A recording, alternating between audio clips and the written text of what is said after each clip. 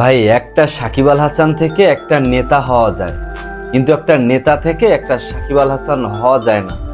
17টা বছর সাকিব আল হাসান দেশের জন্য লড়ে গেছেন। 17টা বছর সাকিব আল হাসান বিদেশ থেকে টাকা বাংলাদেশে আনছে। 17টা বছর সাকিব আল হাসান আমাদের খুশি রেখেছে, আমাদের আনন্দ দেওয়ার চেষ্টা করেছে। সাকিব আল হাসান যখন বলে আসে তখন আমাদের একটা আবেগ সৃষ্টি হয় যে এবার কিছু হবে। সাকিব আল হাসান যখন ব্যাটে যায় তখন মনে হয় আর একটা উইকেট একটু পরে পড়বে। দিন শেষে ম্যাচ ভালো খেলে খারাপ খেলে সেটা ফ্যাক্ট ছিল না। সবসময় মাথায় রাখতো অন্য দলেরা যে আমাদের একজন সাকিব আল হাসান আছে। কাউরে ভয় না পাইলেও সাকিব আল হাসানের নামে ভয় পেত, কারণ সে বিশ্ব জয় করা খেলোয়াড়।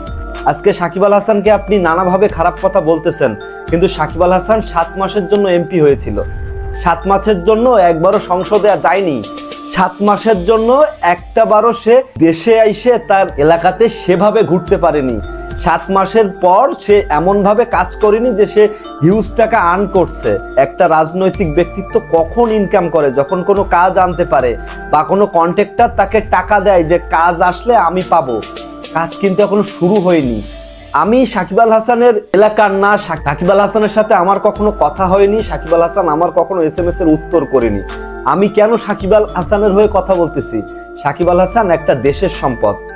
সাকিব আল হাসানের ছবি সহ আমাদের বাংলাদেশের যত রাজনৈতিক ব্যক্তিত্ব আছে বা অন্য কেউ আছে, সাকিব আল হাসানের ছবিটা যদি নাও চিনতে পারে একবার হলেও বলবে কোথায় যেন দেখেছি।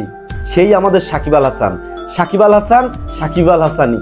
প্রত্যেক মানুষের এক একটা স্বপ্ন থাকে। সে হয়তো তার আসনের মানুষদের ভালোবাসতে চাইছিল, সেবা করতে চাইছিল। যদি 5টা বছর থাকতো তারপরে আমরা তাকে খারাপ বলতে পারতাম। বাংলাদেশে যত যা হয়েছে না কেন, বাংলাদেশের কোনো খেলোয়াড়, কোনো সুনামধন্য ব্যক্তিত্ব ভালোভাবে তার শেষটা করতে পারেনি। সাকিব আল হাসান করতে পারবে না, এটা স্বাভাবিক, এটা সবাই জানতো। কিন্তু আপনি আমি এই 7 মাসের শাসনামলে অন্তত পক্ষে সাকিব আল হাসানকে খারাপ কিছু বলতে পারি না, কারণ ওই সাকিব আল হাসানের জন্য একটা বাংলাদেশের অনেক নাম কিন্তু এই কান্ট্রিতে আইছে। সাকিব আল হাসানের যুক্তরাষ্ট্রে ওর বাড়ি আছে, ওর ফ্যামিলি থাকে, ওকে, কিন্তু সাকিব আল হাসান কিন্তু বাংলাদেশে তার টাকাটা আসে। যে কান্ট্রি থেকে খেলা করুক না কেন, man of the match, man of the series যদি হয়, সেই টাকাটা আগে বাংলাদেশের ব্যাংকে আসছে, এটা রুলস। এরপর সে টাকাটা এখান থেকে উঠিয়ে আবার সে তার কোনো কান্ট্রিতে, তো সব টাকা তো না, সে তো বাংলাদেশে থাকতো। দিন শেষে আমরা কতটা নিকৃষ্টতম জাতি সেটা আমরা এই সাকিব আল হাসানের চলে যাওয়ার খবর শুনে আমরা সেটা সবাইরে জানাচ্ছি। সত্যি কথা বলতে আমি হিন্দু, এর পরেও সাকিব আল হাসানের প্রতি আমার যে ভালোবাসাটা সেটা সত্যিই আবেগের, সেটা সত্যিই ভালোবাসার। সাকিব আল হাসান আমার ছোটবেলার শুরু থেকের আবেগ। সাকিব আল হাসান হয়তো আর জন্মাবে না এই কান্ট্রিতে, অন্তত কান্ট্রিতে আর হয়তো সাকিব আল হাসান জন্মাবে না। গুণী মানুষ যদি অসম্মানিত হয় সেখানে আর গুণী জন্মায় না। সাকিব আল হাসান আপনার কি ক্ষতি করছে? সাকিব আল হাসান আপনার কি ক্ষতি করছে আপনি কোন?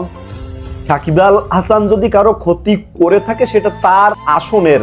আজকে আপনি আমি কোনো একটা আন্দোলন যদি হয়, সাকিব, তামিম, সাকিব খান, কেন ভাই, কেন? তারা তাদের যোগ্যতা দিয়ে সেখানে আসছে। আজকে যদি সে ভালো অ্যাক্টিং না করতো, সাকিব খান যদি ভালো না খেলতো, সাকিব আল হাসান, আজকে আমরা তার ফ্যান হইতাম না।